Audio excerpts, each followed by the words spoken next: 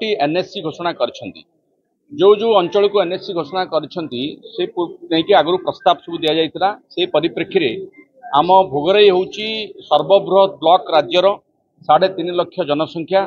आमे बारंबार दाबी करि आसछु जे भोगराई ब्लॉक को 3 भाग रे विभक्त करा जाऊ कमरदा नूतन ब्लॉक भाव में गठन हो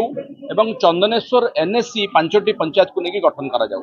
ए संपर्क में मु विधिबद्ध भाव प्रस्ताव सरकार को देछि जिलापाल जरिया मुख्यमंत्री को प्रस्ताव जाइछि माननीय नगर उन्नयन मंत्री और पंचायत मंत्री को भेटिकी चिठी लिखिकी देछि किंतु दुर्भाग्यर विषय बर्तमान सुधा चंदनेश्वर एनएससी घोषणा है ना से आज सर्वदलीय बैठक चंदनेश्वर डका होता आम बीजेडी बीजेपी कांग्रेस एवं विभिन्न जो संगठन मान अच्छी जो नागरिक संगठन मान अच्छी सिविल सोसाइटी बुद्धिजीवी मान डका होता समस्ते आज प्राय 200 ରୁ 250 लोक ये उपस्थित थे समस्ते गोटे क्रियानुष्ठान कमिटी आज गठन करागला ये क्रियानुष्ठान कमिटी जरिया आगामी दिन में चंदनेश्वर एनएससी जो आंदोलन को जोरदार करा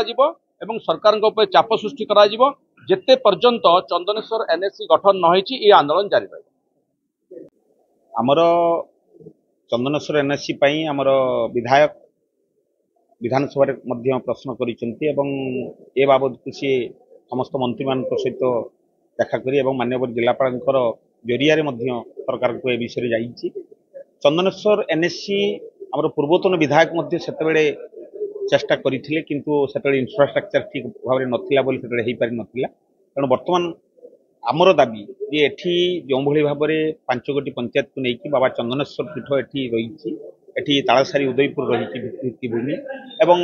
कॉलेज टू आरंभ करी स्वास्थ्य टू आरंभ करी सबकि भित्तिभूमि एठी रही